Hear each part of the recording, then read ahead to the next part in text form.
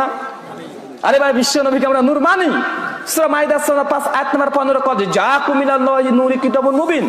আল্লাহ বলছে যে তোমাদের কাছে একটা কিতাবুল মুবিন মানে কোরআন পাঠিয়েছি, আর একটা নূর।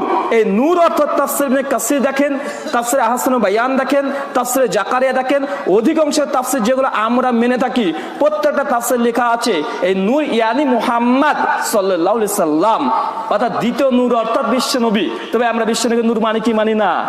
নূর মানে জ্যোতি, আলো। রাসূল আলো, লাইট ছিলেন কি ছিলেন না? মানি। বিশ্ব নবীকে নূর যদি কেউ অস্বীকার করে সে মুসলিমই থাকতে পারবে না। কেন? পবিত্র কোরআনে বিশ্ব নবীকে নূর বলা হয়েছে, তাই বিশ্ব নবীকে নূর মানি। তবে তাদের সঙ্গে মত পার্থক্য কোথায় জানেন? আমরা রাসূলকে নূর বলি, কিন্তু তারা বলে নূরের তৈরি। এই তৈরি শব্দ নিয়ে আমাদের আপত্তি আছে, বুঝেন নাই? দেখেন চক্রান্ত কোথায় করা হচ্ছে, কিন্তু তারা কখনো বলে না। আরে আমরা বলি বিশ্ব নবী তিনি নূর, কিন্তু পার্থক্য কোথায়? ওরা বলছে নূর তো নূর, তো নূরের তৈরি। আর আমরা তৈরি কথাটা কেন মানি না? যেহেতু কোরআন এবং হাদিস থেকে কোনো দলিল নেই। কারণ এখানে কি খলাক শব্দ আছে যে বিশ্ব নবীকে সৃষ্টি করলাম নূর থেকে, এমন কিছু আছে? জি নেই। এই জন্য আমরা বিশ্বাস করি না। কথাই ক্লিয়ার হচ্ছে ভাই? মানে আমি বোঝার চেষ্টা করছি, আমাদের অবস্থান পরিষ্কার করছি যে আমরা কতটা বিশ্বাস করি আর কোনটা আমাদের প্রতি অভিযোগ করা হয়। তো বিশ্ব নবীকে আমরা নূর মানি। বা বন্ধু, পবিত্র কোরআন নূর কি নূর নয়? পবিত্র কোরআন ও নূর। কেন আল্লাহ কোরআনকে নূর বলেনি? জি নূর বলেছে। ভাই বন্ধু, জাবুর যেটা দাউদ আলাইহিস উপরে অবতীর্ণ হয়েছিল, এই গ্রন্থটা নূর কি নূর নয়? ইনজিল যেটা ঈসা আলাইহিস সালামের উপরে অবতীর্ণ হয়েছিল, এটা নূর কি নূর নয়? এগুলো নূর। কেন? সূরা মাইদা আয়াত 44-46 আল্লাহ তাওরাত, জাবুর, ইনজিলকেও নূর বলেছে। আমরা রাসূলকে নূর মানি, তবে নূরের তৈরি মানি না। কেন? যেহেতু তৈরি কথাটা কোরআন হাদিসে সেই সুন্নাহ দ্বারা প্রমাণিত নয়। ঠিক কোরআনকে আমরা নূর মানি, তবে নূরের তৈরি মানি? তারা মানে? তারাও মানে না। জাবুরকে আল্লাহ নূর বলেছে, তো তারা কি নূর বলার কারণে জাবুরকে বলে যে নূরের তৈরি? জি না। আর একটা কথা দেখেন ভাই, বলুন তো, যারা বলে রাসূলকে মাটির তৈরি বললেই ঈমান নাকি থাকবে না, আর তারা নাকি ইহুদি খ্রিস্টানের দালাল, ভাই তাদেরকে প্রশ্ন করেন আদম আলাইহিস সালাম কিসের তৈরি? ওরা যখন এক বাক্যে বলবে নূরের মাটির তৈরি, বলবে কি বলবে না? 1,24,000 নবী রাসূল এসেছে পৃথিবীতে, তাই তো ভাই? তাদেরকে 1,24,000 নবী রাসূলের মধ্যে 1,23,999 জন রাসূল প্রসঙ্গে জিজ্ঞাসা করেন তারা কিসের তৈরি, ভাই তারাও তো বলে যে সেই রাসূলগুলো মাটির তৈরি, বলে কি বলে না? তো ভাই 1,23,999 জন নবী রাসূল তারা যদি মাটির তৈরি হয়েও আপনি নিজে বলছেন, তারপরে যদি রাসূলের শানে গুস্তাকি না হয়, তো শেষ নবীকে বললে গুস্তাকি হয় কিভাবে? এটা তো বুঝি না। বা তার মর্যাদাকে অমান্য করা হলো কোথায়? ভাই বুঝতে পারছেন না? তো আল্লাহ কোরআনে কমপক্ষে 22খানা আয়াত আছে, আর কমপক্ষে 9টা জিনিসকে আল্লাহ নূর বলেছে। কয়টা জিনিসকে? কমপক্ষে 9টা জিনিসকে। যেমন রাসূলকে আল্লাহ নূর বলেছে সূরা মাইদা আয়াত নম্বর 15, আল্লাহ নিজেকে নূর বলেছে সূরা নূর আয়াত নম্বর 35, তওরাতকে আল্লাহ নূর বলেছে সূরা মাইদা আয়াত নম্বর 44, জাবুর আর ইনজিলকে আল্লাহ নূর বলেছে সূরা মাইদা আয়াত নম্বর 46, সাদকে আল্লাহ নূর বলেছে সূরা নূহ আয়াত নম্বর 15। আল্লাহ সুবহানাহু ওয়া তাআলা আগুনকেও নূর বলেছে, আগুনকেও নূর বলেছে সূরা বাকারা 25-28 নম্বর আয়াত। ভাই বলুন তো, সমস্তগুলো নূর কোরআনে আল্লাহ বলছে, তো সমস্ত জিনিসগুলো কি নূরের তৈরি? তো নূর বলেছে নূর। কোরআনকে কেন নূর বলেছে? নূর মানে আলো, মানে কোরআন মানুষকে সঠিক পথ দেখায়। সাদকে কেন নূর বলেছে? সাদ মানুষকে রাত্রে আলো দেয়। জাবুরকে আল্লাহ কেন নূর বলেছে? কেন ওটাও নূর, মানুষকে পথ দেখিয়েছে। আল্লাহ নিজেকে নূর কেন বলেছে? কারণ আল্লাহ মানুষকে হিদায়াতের বাণী পৌঁছে দেয়। তো ভাই এই নূর অর্থ কি? মানুষকে সত্যের পথ দেখিয়ে দেওয়া। তবে আমরা এটা বিশ্বাস করি কি করি না?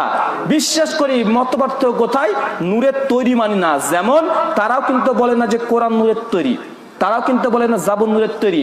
অর্থাৎ জাবুরকেও নূর বলা হয়েছে, কোরআনকেও নূর বলা হয়েছে, রাসূলকেও নূর বলা হয়েছে। তবে এত জিনিসকে নূর বলার কারণে এরা যদি নূরের তৈরি না হয়, তো রাসূলকেও নূর বলা হচ্ছে, আমরা এটাই তো মানছি। ভাই সৌদিতে একটা পাহাড় আছে জাবলে নূর, আছে না? জাবালে নূর, ভাই পাহাড়, ওটা কি নূরের তৈরি? না, ইট পাথর বালি দিয়ে তৈরি। ভাই পাথর যা দিয়ে হয় তাই তৈরি হয়। মানে এটা যে আল্লাহ রাসূলকে নূর কেন বলেছে? ভাই বৈশিষ্ট্যগত নাম, কথা বোঝেন না?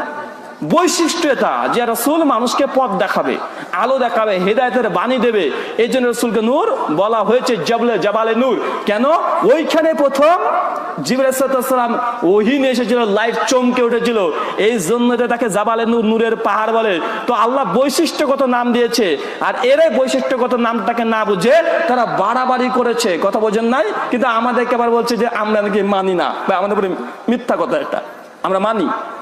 ভাই আলী রাদিয়াল্লাহু তাআলা আনহুর একটা বৈশিষ্ট্যগত নাম ছিল, কি নাম বলেন তো ভাই?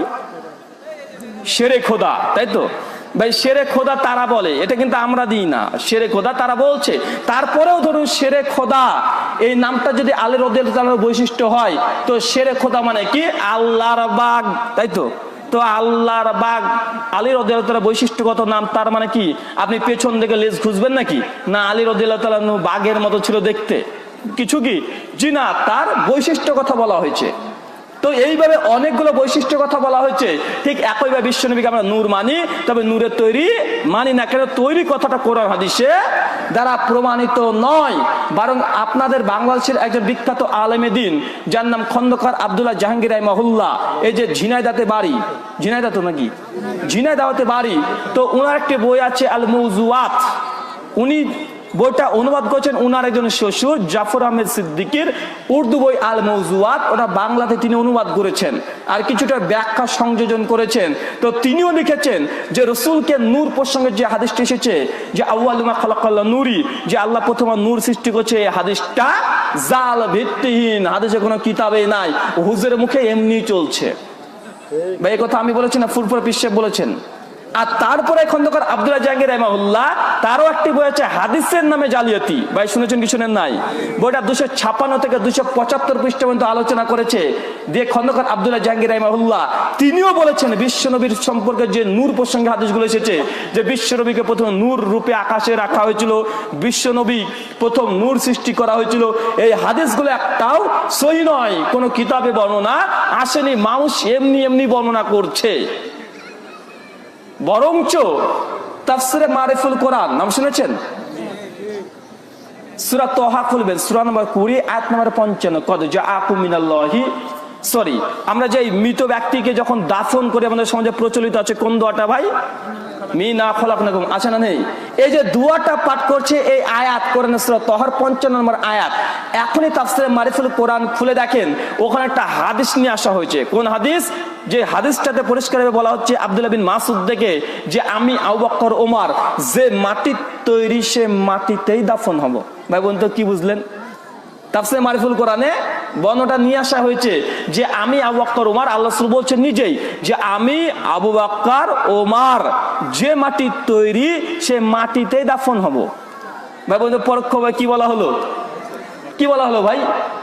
পরিষ্কারভাবে বোঝা যাচ্ছে যে বিশ্বনবী এই কথাই বলছে, আমি আবু বকর ওমর যে মাটির তৈরি, সে মাটিতেই দাফন হব। দেখেন আল্লাহ নিজের দিকে ইঙ্গিত করলো কি করলো না, চিনি আদম আলাইহিস সালাম যখন মাটি দিয়ে তৈরি হয়েছে, আল্লাহ সুবহানাহু ওয়া তাআলা ঠিক একইভাবে বিশ্ব নবীকে মাটি দিয়ে তৈরি করেছে। সূরা ইমরান 59 নম্বর আয়াতে তো আরো স্পষ্ট যে ঈসা আলাইহিস সালামকে আল্লাহ কি দিয়ে তৈরি করেছে? মাটি থেকে। ভাই যার বাপই নেই, ঈসা আলাইহিস সালাম বাবা ছিল? বাবা ছিল ভাই। তো যার বাপ নেই সেও যদি মাটির তৈরি হয়, তো এটা তো আমরা বুঝি না, তাকে যদি মাটির তৈরি বলা হয়, যেন আদম থেকে শুরু করে একদম ঈসা পর্যন্ত তারাও বিশ্বাস করে, তো ভাই আমাদের নবীকে যদি মাটির তৈরি বলি, এটাতে কি আপত্তি?